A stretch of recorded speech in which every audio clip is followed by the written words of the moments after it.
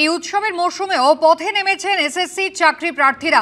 সরাসরি আপনাদের নিয়ে যাব আমাদের দুই প্রতিনিধি। এই মুহূর্তে আমাদের সঙ্গে রয়েছেন কৃষ্ণেন্দু অধিকারী এবং জিলাম করঞ্জাই। একদিকে যোগ্য যে গ্রুপ সি গ্রুপ ডি চাকরি প্রার্থী চাকরিহারা 2016 সালের তারা পথে নেমেছেন, এবং অন্যদিকে যারা পরীক্ষা দিয়েছেন নতুন করে 2025-এ অর্থাৎ চলতি মাসের 7 এবং 14 তারিখে তারাও কিন্তু পথে নেমেছেন। আমি প্রথমেই কৃষ্ণেন্দুর সঙ্গে কথা বলবো। কৃষ্ণেন্দু, ফ্রেশাররা তাদের ঠিক কি অভিযোগ, কি দাবি তারা করছেন, কেন আজ পথে নামলেন? প্রথমত ছবিটা দেখাই, আমাদের ক্যামেরা পার্সন শ্যামল যেটা দেখাচ্ছে, এইভাবে পুলিশি বাধা টপকে তারা বিকাশ ভবনের দিকে এগোনোর চেষ্টা করছেন এবং সামনে প্রচুর পুলিশি ফোর্স এবং পুলিশ আগে থেকেই তাদের বাধা দিয়ে আটকে দেওয়ার চেষ্টা করেছে। আমরা দেখতে পাচ্ছি সেই ছবি। এইভাবেই তারা আবার পুলিশি বাধা টপকে তারা বিকাশ ভবনের দিকে যাচ্ছেন এবং তারা তাদের দাবি পাশ করছেন এবং দাবি পেশ করছেন। এবং আমরা যেটা দেখতে পাচ্ছি যে সেকেন্ড এসএলএসটি অর্থাৎ যারা 7 তারিখ এবং 14 তারিখ সেপ্টেম্বরে পরীক্ষা দিয়েছেন তারা ফ্রেশার্স পরীক্ষার্থী, তারাই আজকে আন্দোলন করছেন এবং তারা দাবি করছেন তাদের কোনো মতে তাদের এই জায়গায় তাদের শূন্যপদ বাড়াতে হবে। আপনাদের মূল দাবি কি? আমাদের মূল দাবি আজকে 2012 সালের পরে 16 সালের প্যানেলটা আপনারা সবাই জানেন বাতিল হয়ে গেছে। আজকে দীর্ঘ 14 বছর কোনো ভ্যাকেন্সি নেই, কিচ্ছু নেই। আমরা আমাদের 1 লক্ষ ভ্যাকেন্সি আপডেট চাই। যেই প্যানেলটা কে যোগ্য কে অযোগ্য কেউ না জেনে প্যানেলটা বাতিল হয়েছে, সেই প্যানেলে কিসের অভিজ্ঞতার নাম্বার, আমরা কঠোরভাবে ওই 10 নাম্বার বাতিলের দাবি জানাচ্ছি। এই প্যানেলটাই তো পুরোপুরি নাল অ্যান্ড ভয়েড। সেখানে নাল অ্যান্ড ভয়েডের মানে প্রথম থেকেই বেআইনি। সেই বেআইনি প্যানেলে কি করে 10 নম্বর অ্যাড হয়? আমরা তো এটা মানবো না। প্লাস আর্টিকেল 16 এর ভায়োলেশন। পরীক্ষা দিয়েছেন? আপনি পরীক্ষা দিয়েছেন? হ্যাঁ, পরীক্ষা দিয়েছি, কিন্তু চাকরিটা আমাদের জন্য নয়। যাদের চাকরিটা ছিল তাদেরই জন্য আজকে 14 বছর পরে আবার পরীক্ষা। আমাদের জন্য একটা প্রহসন হয়ে গেল। আমরা সেই ছবিটা আরো একবার দেখবো। আমরা দেখবো যে এইভাবে পুলিশ বারবার আটকাবার চেষ্টা করছে, কিন্তু পুলিশি বাধা টপকে অনেক দূরে এসে পৌঁছেছে। আমরা সামনে ময়ূখ ভবন, সামনে বিকাশ ভবন, অর্থাৎ বিকাশ ভবন অভিযানে ময়ূখ ভবনের আগে থেকেই পুলিশ তাদের বাধা দিয়ে আটকাবার চেষ্টা করে, পুলিশের সঙ্গে ধস্তাধস্তি হয়। তারপর আমরা দেখছি রাস্তায় তারা নেমে আনছেন, পুলিশের সঙ্গে তর্কাতর্কি হচ্ছে এবং পুলিশ একটা ফুটপাতের দিকে যারা পরীক্ষার্থী চাকরি প্রার্থী তাদের সরিয়ে দেওয়ার চেষ্টা করছেন। প্রচুর পুলিশ ফোর্স আছে, কিন্তু তার পুলিশি বাধা টপকে তারা কিন্তু এই এত দূর পর্যন্ত চলে এসছেন। আমরা সরাসরি দেখতে পাচ্ছি যারা ফুটপাতের দিকে ছিলেন তারা আবার রাস্তায় নেমে আসছেন। অর্থাৎ সেই ছবি, যে ছবি দেখতে পাচ্ছি যারা পরীক্ষা দিয়েছিলেন কদিন আগে তারাই আবার বৈষম্যের দাবি করছেন। এখানে একটা পোস্টার দেখতে পাচ্ছি, সেখানে লেখা আছে একজন দেবে 90 নম্বরের পরীক্ষা, অন্যজন দেবে 100 নম্বরের পরীক্ষা। এই বৈষম্য মানছি না। কেন? আমরা দীর্ঘ 14 বছর পর পরীক্ষায় বসছি। এই সরকার নিজেদের দুর্নীতি ঢাকতে আজকে তাদের পুরনো শিক্ষকদেরকে 10 নম্বর পাইয়ে, শুধুমাত্র পুরনো শিক্ষক নয়, তারা সমস্ত অন্যান্য যারা প্যারা টিচার আছে, যারা পার্ট টাইম টিচার আছে, যারা কেভিএস এনভিএস আছে, সবাইকে 10 নম্বর দিয়ে আমাদেরকে বঞ্চিত করছে। আমরা এই বঞ্চনা মানছি না, মানবো না। আমাদের 1 লক্ষ ভ্যাকেন্সি চাই। আমরা যতক্ষণ না 1 লক্ষ ভ্যাকেন্সি পাচ্ছি আমরা এই দাবি আমরা তুলবো না।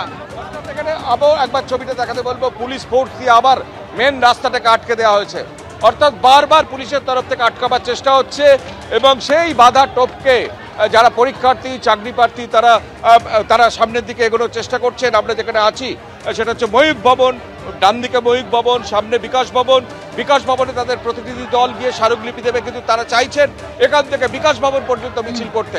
কিন্তু পুলিশের তরফে, বিধাননগর কমিশনারেটের তরফে স্পষ্ট করে দেওয়া হয়েছে ওর অনেক আগে ওয়াই চ্যানেল, সেখানে কিন্তু তাদের থাকতে হবে। কিন্তু তারা পুলিশি বাধা টপকে এইভাবে সামনের দিকে এগিয়ে এসছেন। এখন দেখার পুলিশ কিভাবে তাদের মোকাবিলা করে। এখনো পর্যন্ত প্রচুর পুলিশ ফোর্স দিয়ে কার্যত ঘিরে ফেলা হয়েছে জায়গাটাকে এবং তারা বারবার দাবি করছে। তুমি আমাদের ছবি দেখাতে থাকো। বিশাল সংখ্যক পুলিশ বাহিনী তারা পথে নেমেছেন এবং যারা পরীক্ষা দিয়েছেন এইবার 2025 সালের 7 এবং 14 তারিখে সেই যে চাকরি প্রার্থীরা তারা কিন্তু পথে নেমেছেন। এই মুহূর্তে দেখতে পাচ্ছেন সোমবার রাতের পর বুধবার দিনভর কেটে গিয়েছে দীর্ঘ সময়, কিন্তু এখনও স্বাভাবিক হয়নি শহরের পরিস্থিতি। জমা জলের যন্ত্রণায় জেরবার শহরের বাসিন্দারা, আর তার সঙ্গে যোগ হয়েছে পানীয় জলের অভাব এবং বিদ্যুৎ না থাকা। কবে স্বাভাবিক হবে পরিস্থিতি? অপেক্ষার প্রহর গুনছেন প্রত্যেকে। মেঘ ভাঙা না হলেও রেকর্ড ভাঙা বৃষ্টিতে ভেসেছে কলকাতা। জলের তলায় গাড়ি বাড়ি রাস্তাঘাট, বিপর্যস্ত জনজীবন। এখন এমন একটা পরিস্থিতি, আপৎকালীন পরিস্থিতি পড়ে আছি, মনে হচ্ছে যারা গাজার ভূখণ্ডে বা প্যালেস্টাইনে আছি, যেখানে জল নেই, পানীয় জল নেই। সেই কবে স্যামুয়েল টেলর কোলরিজ লিখেছিলেন, water water everywhere, not any drop to drink. কলকাতার বহু বাড়িতেই মঙ্গল থেকে বুধ এই পরিস্থিতি। চারদিকে বৃষ্টির জমা জল, ঘরে পানীয় জলটুকু নেই। দুর্যোগের একদিন পরও কাটেনি দুর্ভোগ।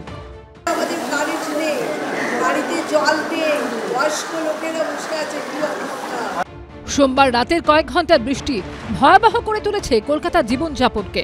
দক্ষিণ কলকাতার প্রাণকেন্দ্র গড়িয়াহাটের ম্যান্ডেভিলা গার্ডেন্সে প্রয়াত শিল্পী অনুপ ঘোষালের ফ্ল্যাটও ডুবে রয়েছে অন্ধকারে। যে মানুষটি গেয়েছিলেন আহা কি আনন্দ আকাশে বাতাসে, তার বাড়িতেই ম্যান্ডেভিলা গার্ডেন্সের বাড়িতে এত নিরানন্দের ছবি। মূল রাস্তার উপরেই জয় জয়ন্তী আবাসন। মঙ্গলবার থেকে বিদ্যুৎ নেই, জল নেই। পরিস্থিতি এমনই যে অনেকে গেস্ট হাউসে চলে যেতে বাধ্য হয়েছেন। যারা আছেন তাদের দুর্গতির শেষ নেই। কারেন্ট নেই, জল নেই, কিচ্ছু নেই, নিচেও নামতে পারবো না। জল তো কিনে এনেছে, আজকে ওই জলেই রান্না বান্না করছে, ওই জলই খাই আমরা, রান্না ওই জলেই সব করা হচ্ছে, কেনা জলে কি করব, খুব অসুবিধার মধ্যে আছি। অভিজাত আবাসনের সিঁড়িতে জ্বলছে মোমবাতি, লিফটে জমে রয়েছে জল। জমা জল আগের তুলনায় কমলেও জল যন্ত্রণা এখনো কমেনি। সবচেয়ে বেশি জল দাঁড়িয়ে রয়েছে বালিগঞ্জ চত্বরে, আর এই মুহূর্তে আমরা রয়েছি কর্নফিল্ড রোডে। আমি তো গতকাল রাত থেকে চান করিনি, এখনো আমি চান করিনি। চান করাটা এখন মনে হয় আমার কাছে বিলাসিতা। বিদ্যুৎহীন মোবাইল ফোন আমার চার্জ করতে পারছি না, যেহেতু মানে একটা অসহনীয় পরিস্থিতি। কর্নফিল্ড রোডের এই বহুতলের বাসিন্দারা কার্যত অন্ধকারে জলবন্দী। এটা মোটামুটি পরশুদিন থেকে রাত থেকেই রয়েছে, তো কোনো জলও নেই, কারেন্টও নেই। পরশুদিন রাত থেকে এখন এইভাবেই চলছে। এখন পর্যন্ত জল, কারেন্ট নেই, 2 কেজি মতো মাছ পচে গেল। আমি তো খেতেই পারছি না, ফ্রিজে সব খাবার নষ্ট, এবং বাইরে কিছু রেখেছিলাম সেগুলোও নষ্ট। চরম দুর্ভোগের ছবি ধরা পড়েছে কলকাতা পুরসভার 109 নম্বর ওয়ার্ডে নিউ গড়িয়া সমবায় আবাসনেও। কলকাতা পুরসভার 109 নম্বর ওয়ার্ডের অন্তর্গত এই সমবায় আবাসন, সেখানে যেটা দেখা যাচ্ছে যে এখানে এখনো পর্যন্ত সমস্ত নিউ গড়িয়া আবাসন জুড়ে কিন্তু শুধু জল আর জল, কার্যত জলবন্দী অবস্থা এখানকার বাসিন্দারা। জল যেটুকু নেমেছে সেটা অত্যন্ত কমই নেমেছে, তার ফলে গতকালের যে দুর্ভোগটা ছিল সেটা একদিনের দুর্ভোগ, সেটা দ্বিতীয় দিনে গিয়ে পড়েছে। স্বাভাবিকভাবে লোকের দুশ্চিন্তা আরো বেড়ে গেছে। এমআর বাঙুর হাসপাতালের চিকিৎসক ডিকে চট্টোপাধ্যায়, দুর্যোগের জেরে দুর্ভোগের শিকার তিনিও। জামিলেনের বাড়িতে কার্যত জলবন্দী হয়ে রয়েছেন তিনি। বাড়িতে বিদ্যুৎ নেই, সমস্যা পানীয় জলেরও। হাসপাতালেও আমি আজকে যেতে পারবো কিনা সন্দেহ আছে। যেতে পারবো না, আমি জানিয়েছি সবাইকে যে বোধহয় আমি যেতে পারবো না যদি কোনো গাড়ি টাড়ি এখান থেকে না পাঠায়।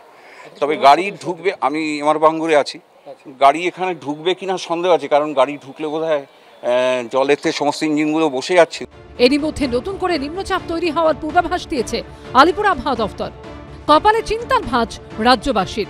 অনির্বাণ বিশ্বাস, কৃষ্ণেন্দু অধিকারী ও হিন্দলদের রিপোর্ট, এবিপি আনন্দ।